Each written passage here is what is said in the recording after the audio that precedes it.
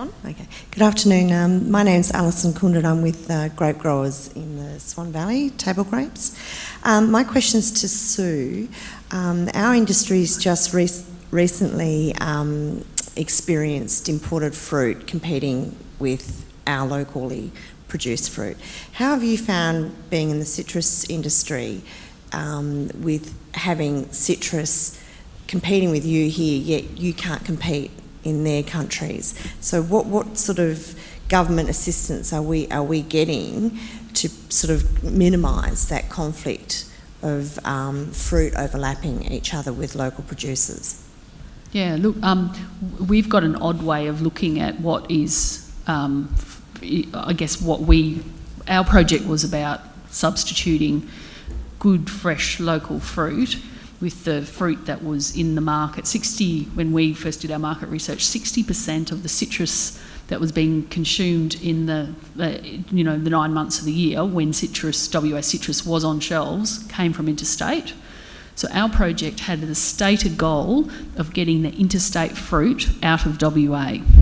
So that was our goal. It's been very hard to achieve when we've only still got 6,000 tonnes of fruit a year. Full production will be 13, so we're going to be able to achieve it in the fullness of time.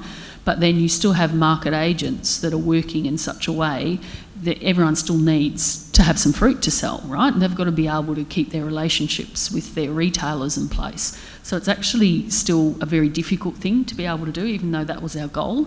We don't have an issue or any opinion about the fruit that comes in out of season because it's not relevant to us other than the fact it's an opportunity for us to explain we're not in season. So our view is eat something in season because you're going to get fresh, local, healthy food from a WA family, and that's, our view is that that's what everyone, if you can achieve that, we think, that's kind of the goal. Does that answer the question?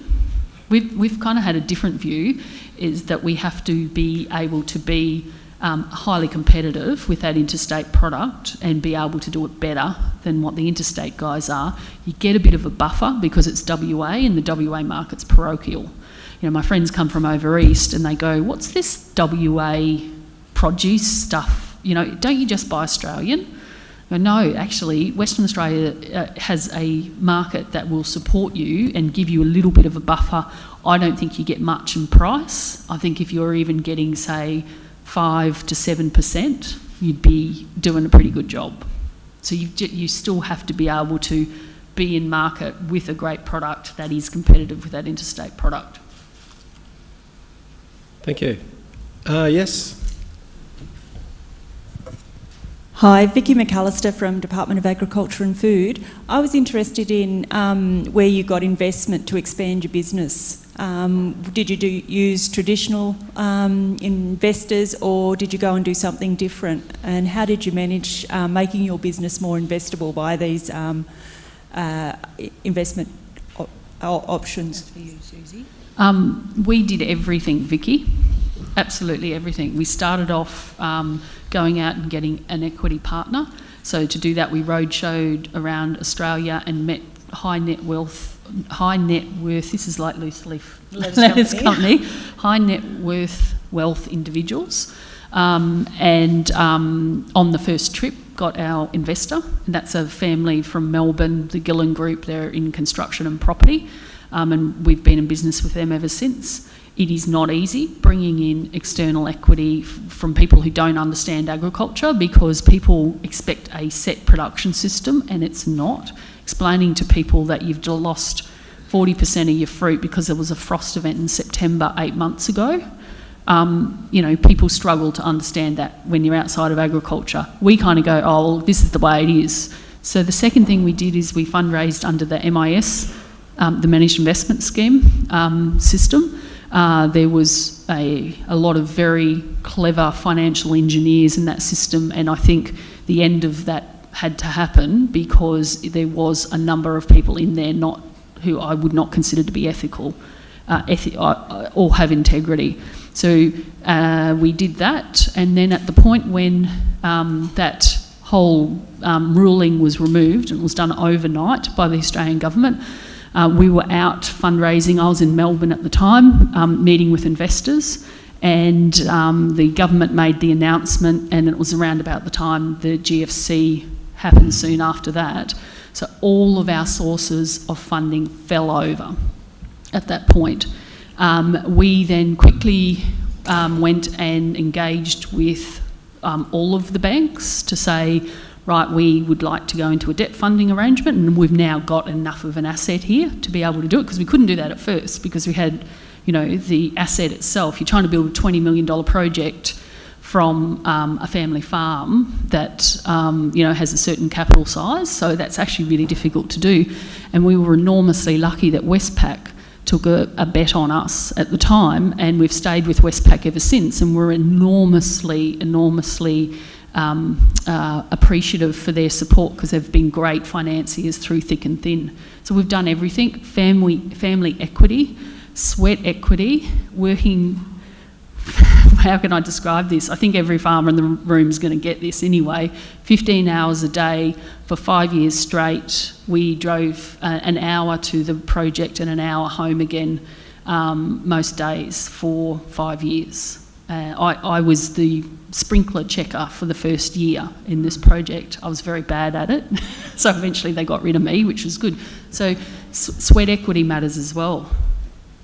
So I will say, in regard to our business, we did look at equity about maybe 9 years ago, and with the strong views that, you know, my husband and my son and I have, we thought, who the hell could come in and tell us what to do? So they wouldn't have that. They really wouldn't have that. So we have changed our financial institutions, I think, 4 times. And albeit that each, not the first one, but the other 2 or 3 have had a great vision with us, and they've supported us. Our last one has supported us greatly to get us where we are. We also do look at grants and see what grants are available, and obviously with DAF, that's what we got. And I will say, when Kevin Rudd was PM, he offered 20% investment allowances, so we spent $1 million. So 20% investment allowance is a couple of $100,000, which pays for 1 machine, which pays for 4 staff. So through those sorts of things, that's how we got through ours. It's a good question also, what's the role for the government? And we have had funding through the Asian, what's it called? The Asian, right. That's her, that's Elizabeth. That's Liz. Yeah. She's on the ball. She does the funding applications. Yeah. Okay, we've got room for one more just over here, this gentleman's. Shane Sander, thanks very much for the panel. My question is to Brett, and just the Alliance of Growers, if you'd just like to elaborate a bit more. I'm assuming that a group of growers marketing under one brand, so that means herding cats and promoting under one brand, and how does that all work from a day-to-day point of view?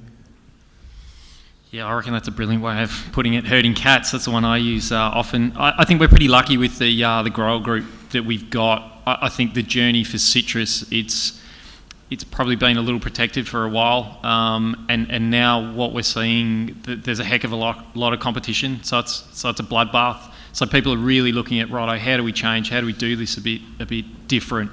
I think there's nothing like that economic imperative there to bring minds together.